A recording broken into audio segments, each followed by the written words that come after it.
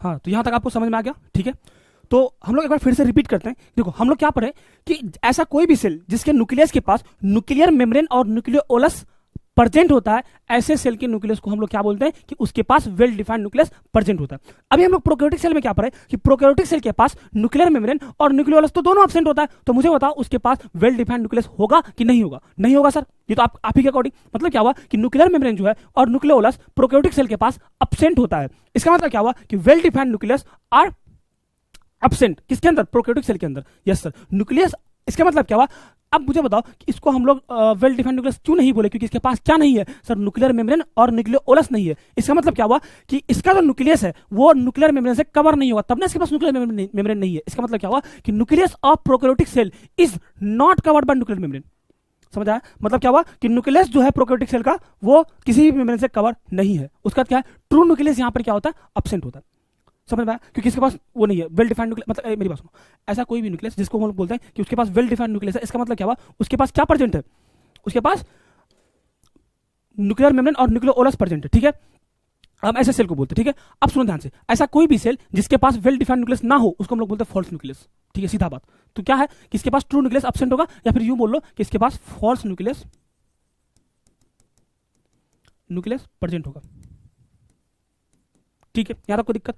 अब अगर तुमसे कोई पूछे कि बताइए प्रोकैरियोटिक सेल के डीएनए के पास क्या होता है? डबल स्ट्रैंड डीएनए होता है, ये सर्कुलर डीएनए होता है। इसके अंदर हिस्टोन प्रोटीन एब्सेंट हो, ध्यान दो। हिस्टोन प्रोटीन क्या है यहाँ पर? एब्सेंट है, ठीक है। और नॉन हिस्टोन प्रोटीन जो है वो तुम्हारा यहाँ पर प्रेजेंट होगा, ठीक है। तो इसका मतलब क्या हुआ? उस केस में क्या था? हिस्टोन प्रोटीन तुम्हारा बेसिक प्रोटीन था, लेकिन यहाँ पर क्या है? नॉन हिस्टोन प्रोटीन तुम्हारा बेसिक प्रोटीन है, ठीक है। तो क्या करेगा? हेल्प करेगा पैकेजिंग के अंदर। मतलब क्या हुआ कि अगर मैं बात करूं प्रोकैरियोटिक सेल की, तो प्रोकैरियोटिक सेल के अंदर फॉल्स क्रोमोसोम होता है, जिसको हम लोग क्या बोलते हैं? न्यूक्लियर डीएनए या फिर जीनोमिक डीएनए भी बोलते हैं। और ये कितना होता है? एक होता है। क्लियर? आगे देखो, अब ये कुछ स्टेटमेंट लिखा हुआ है। अच्छा मुझे बताओ, तुमसे कोई पूछेगा कि प्रोकैरियोटिक सेल के अंदर न्यूक्लियस या फिर क्रोमोसोम प्रेजेंट होता है कि एब्सेंट होता है? तो ऑब्वियसली बात एब्सेंट होगा, क्योंकि आप ही ने कहा था उसके पास वेल डिफाइंड न्यूक्लियस तो है नहीं, ट्रू न्यूक्लियस तो नहीं। तो इसका मतलब क्या हुआ कि ट्रू न्यूक्लियस उसके पास एब्सेंट होगा। और न्यूक्लियस हम कब बोलेंगे? जब उसके पास ट्रू न्यूक्लियस हो। इसका मतलब क्या हुआ? उसके पास ट्रू न्यूक्लियस नहीं है, इस वजह से हम क्या बोलेंगे? False nucleus. इसका मतलब क्या हुआ कि प्रोकैरियोटिक सेल के अंदर न्यूक्लियस और क्रोमोसोम दोनों एब्सेंट होता है। क्लियर? और अगर तुमसे कोई पूछे कि क्या प्रेजेंट होगा इसके अंदर, तो फॉल्स न्यूक्लियस और फॉल्स क्रोमोसोम प्रेजेंट होगा इसके अंदर। देखो क्या लिखा हुआ है कि in prokaryotic cell nucleus and chromosome is absent. True होता ही नहीं है, क्योंकि इसके पास ट्रू न्यूक्लियस नहीं है। ट्रू न्यूक्लियस तो है नहीं भाई। और false nucleus and false chromosome present in prokaryotic. True कि फॉल्स न्यूक्लियस और फॉल्स क्रोमोसोम जो है वो तुम्हारा न्यूक्लियस के मतलब इसके प्रोकैरियोटिक सेल के अंदर प्रेजेंट होता है। सच है? सही है? यहां तो कोई दिक्कत? आगे बढ़ते। नेक्स्ट क्या है? अब देखो प्रोकैरियोटिक सेल के अंदर क्या होगा। अब मुझे बताओ कि यहाँ पे क्या लिखा हुआ है? DNA is not covered by nuclear membrane. इसका क्या मतलब है? कि ऑब्वियस सी बात है, इसका जो डीएनए होगा इसका तो कोई न्यूक्लियर मेम्ब्रेन है नहीं। तो इसका जो डीएनए का जो न्यूक्लियर मेम्ब्रेन है वो तो होगा नहीं। तो इसका मतलब क्या हुआ? डीएनए के बाहर कोई भी न्यूक्लियर मेम्ब्रेन नहीं है। इसका मतलब क्या हुआ? डीएनए तुम्हारा नेकेड है। मतलब क्या हुआ? इसके बाहर कोई न्यूक्लियर मेम्ब्रेन नहीं है। जैसे फॉर एग्जांपल मान लो कि मैं इस रूम के अगर दीवार गिरा दूं तो मैं तो नेकेड हो जाऊंगा, मतलब इस रूम के अकॉर्डिंग। मतलब क्या हुआ कि अगर इस रूम का चारों दीवार अगर गिर जाए तो ये रूम तो पूरा खाली है, कोई भी हमको देख सकता है, ठीक है। इसका मतलब क्या हुआ कि प्रोकैरियोटिक सेल के जो डीएनए है उसके पास दीवार ही नहीं है, वो क्या? नेकेड है। क्या वो? नेकेड है। और क्या फर्क है प्रोकैरियोटिक सेल और यूकैरियोटिक सेल में?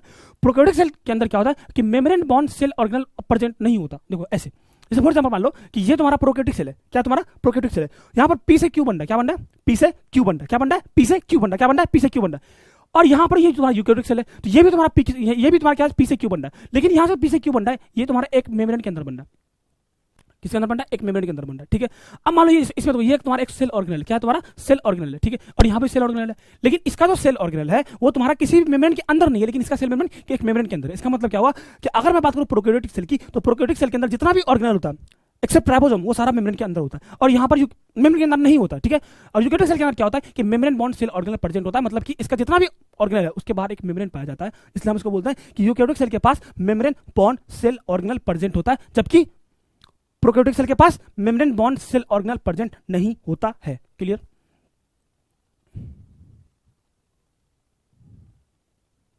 देखो तो वही बात है यहाँ पे, ठीक है। तो यहाँ पे क्या लिखा हुआ है कि मेम्ब्रेन बॉन्ड ऑर्गेनल जो यहाँ पर एब्सेंट होता है प्रोकैरियोटिक सेल के अंदर। यूकैरियोटिक सेल के अंदर क्या होता है कि मेम्ब्रेन बॉन्ड सेल ऑर्गेनल जो यहाँ पर प्रेजेंट होता है।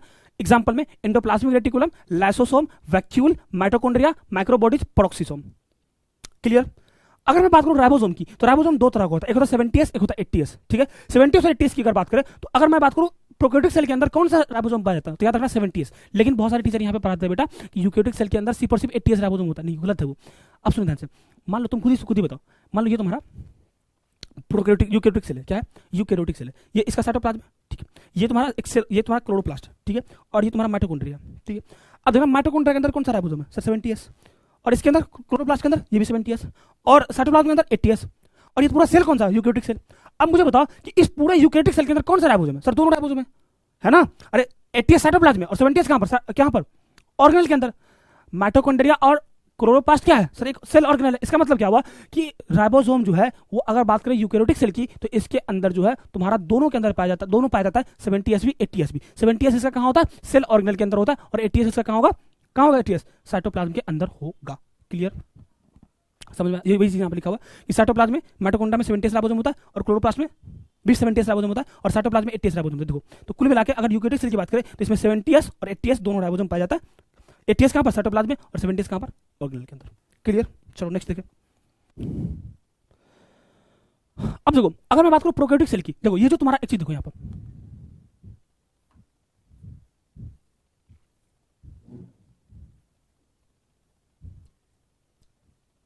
देखो ये देखो यहां पर ये तुमको दिख रहा है, ये जो साइटोप्लाज्म है तो ये तुम्हारा सेमी फ्लूइड क्या है? सेमी फ्लूइड रीजन है। मतलब क्या हुआ कि इसमें आधा फ्लूइड है और आधा फ्लूइड नहीं है, आधा लिक्विड आधा सॉलिड है, मान लो सेमी फ्लूइड। मतलब क्या हुआ कि जो तुम्हारा सेमी फ्लूइड रीजन है, ये जो तुम्हारा सेमी फ्लूइड रीजन है वो तुम्हारा क्या है?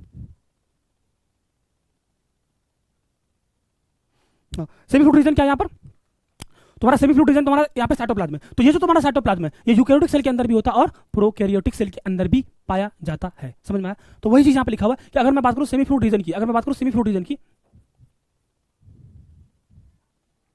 हाँ अगर बात करूं सेमी फ्लूइड रीजन की तो यहाँ पर ये इस प्रोकैरियोटिक सेल के अंदर भी होता है और यूकैरियोटिक सेल के अंदर भी होता है, ठीक है। लेकिन यूकैरियोटिक सेल के अंदर क्या होगा कि प्लांट्स और एनिमल्स दो चीज होता है। प्लांट्स में तुम्हारा यूकैरियोटिक सेल है और एनिमल्स में तुम्हारा क्या है? यूकैरियोटिक सेल है।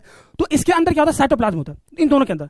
अगर साइटोप्लाज्म की बात करें तो यूकैरियोटिक सेल के अंदर साइटोप्लाज्म को हम लोग बोलते हैं कि साइट ऑफ सेलुलर एक्टिविटी। मतलब मेरी बात सुनो, जैसे मान लो कि मैं अगर इस रूम को बोलूंगा साइट ऑफ एक्टिविटी, मतलब क्या हुआ? एक्टिविटी मतलब काम, मतलब क्या हुआ? यहां पर बहुत सारा काम एक साथ हो रहा है ना, इसी को हम लोग क्या बोलते हैं? Site of activity. इसी तरीके से अगर मैं बात करूं इसके साइटोप्लाज्म की तो साइटोप्लाज्म जो है वो साइट ऑफ सेलुलर एक्टिविटी है। इसका क्या मतलब है? यहां पर जो है सेल का मैक्सिमम काम साइटोप्लाज्म के अंदर ही होगा, इसलिए हम उसको क्या बोलते हैं? साइट ऑफ सेलुलर एक्टिविटी बोलते हैं। मतलब क्या हुआ? यहां पर सेल ऑर्गेनल प्रेजेंट होगा, रिएक्शन भी यहीं पर होगा और बहुत सारा ऐसा काम होता है जिसकी वजह से हम उसको क्या बोलते हैं? साइट ऑफ सेलुलर एक्टिविटी बोलते हैं। मतलब समझ में आया कि साइटोप्लाज्म जो तुम्हारा साइट ऑफ सेलुलर एक्टिविटी है। इसका क्या मतलब है? यहां पर सेल ऑर्गेनल प्रेजेंट होगा, रिएक्शन होता है और बहुत सारा काम ऐसा होता है, ETC लिख देते हैं यहां पर, ठीक है। और अगर बात करें हम इसके बारे में, यूकैरियोटिक सेल के साइटोप्लाज्म के बारे में, तो यहां पर एक मेम्ब्रेनलेस स्ट्रक्चर पाया जाता है। क्या होता है? मेम्ब्रेनलेस स्ट्रक्चर पाया जाता है जिसको हम लोग क्या बोलते हैं? सेंट्रोसोम बोलते हैं। सेंट्रोसोम क्या करता है? सेल के डिवीजन में हेल्प करता है। इसको हम आगे पढ़ेंगे, अभी इसके बारे में ज्यादा चर्चा करना जरूरी नहीं है। जबकि प्रोकैरियोटिक सेल के अंदर सेंट्रोसोम क्या होता है? अब्सेंट होता है। समझ आया? समझ आया? समझ आया? Overview of cell. Cell very, मेरी बात सुनो, जैसे मान लो, ध्यान सुनना, मान लो तुम्हारा आंख है, आंख और नाक दोनों कैसा दिखता है? मतलब दोनों का शेप कैसा? सर दोनों का शेप तो अलग है। अब मुझे बता, आंख किस चीज का बना हुआ है? सर सेल का। नाक किस चीज का बना हुआ है? सर ये भी सेल का बना हुआ है। इसका मतलब क्या हुआ? ये इसका शेप और इसका शेप अलग क्यों है? क्योंकि इन दोनों का सेल का शेप अलग होगा। ये बात तो है सर। चलो आगे देखो, एक बात बताओ, तुम्हारा नाक का साइज और आंख का साइज क्या है? सर अलग अलग, दोनों अलग है।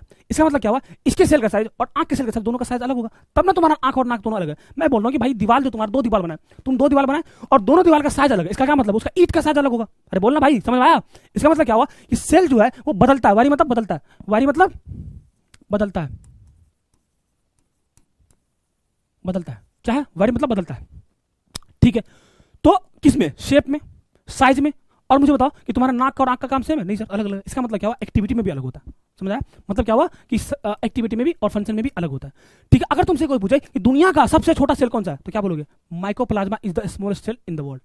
और वो कैसा सेल है? Prokaryotic eukaryotic cell, prokaryotic cell है। साइज कितना होता है इसका? 0.3 म्यूमीटर से लेकर होता है यहाँ पर, ठीक है। और इसके अंदर सेल वॉल क्या होता है? एब्सेंट होता है। अगर तुमसे कोई पूछे कि बैक्टीरिया का साइज क्या है तो 3 से लेकर 5 म्यूमीटर तक होता है। अगर सिंगल सेल की बात करें यहाँ पर कि मतलब दुनिया का सबसे बड़ा सेल कौन सा है तो वो तुम बोलोगे ऑस्ट्रिक का एग है, और वो सिंगल सेल होता है और लार्जेस्ट सेल है। इसका साइज कितना है? कितना साइज इसका? 30 से लेकर 50 सेंटीमीटर तक। अगर आरबीसी की साइज की बात करें तो 7 म्यूमीटर होता है इसका डायमीटर में, ठीक है। अगर तुमसे पूछे, मान लो अभी हम पढ़े ना कि ऑस्ट्रिक एग जो वो दुनिया का सबसे बड़ा सेल है, तो ये तुम्हारा दुनिया का। अगर तुमसे कोई पूछे कि ह्यूमन के अंदर सबसे बड़ा सेल कौन सा है? Nerve cell is the largest cell, है ना, इन ह्यूमन। क्या है? नर्व सेल जो होता है तुम्हारा ह्यूमन के अंदर लार्जेस्ट सेल होता है, ठीक है। और अगर हम शेप की बात करें तो सेल का जो शेप है वो वैरी करता है फंक्शन के अकॉर्डिंग। क्या है? फंक्शन के अकॉर्डिंग शेप, सेल का जो शेप है वैरी करता है। एक सेकंड बेटा, एक सेकंड रुक जाओ। हेलो, नहीं अभी तुम यूट्यूब पे क्लास ले रहे, अभी बिजी हम करते हैं आपको कॉल। ओ लाइव है, हाँ भाई। तो समझ में आ रहा है मतलब क्या हुआ कि शेप ऑफ सेल जो वैरी करता है फंक्शन के अकॉर्डिंग। ठीक है, आज हम लोग यहीं तक रखने वाले हैं। ठीक है, इसके आगे हम लोग कल पढ़ेंगे। ठीक है, thank you so much. I hope so आपको ये लेक्चर समझ में आया होगा। मेरी बात ध्यान सुनो, अगर आपको किसी भी तरह का कोई भी डाउट होता है लेक्चर के दौरान, ठीक है, आप कमेंट कीजिए, मैं उसको देख के आपको जरूर आंसर करूंगा, या तो नेक्स्ट लेक्चर में करूंगा या फिर उसी में कमेंट में आपको रिप्लाई दूंगा। ठीक है, पहली बात। दूसरी बात कि क्या तो बोलने वाला था, मैं भूल गया, रुक जा। मैं पानी पी लूं यार, प्यास लग गया।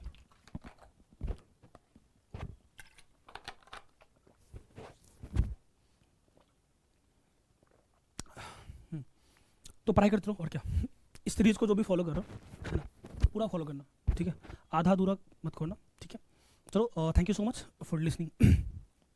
अलविदा।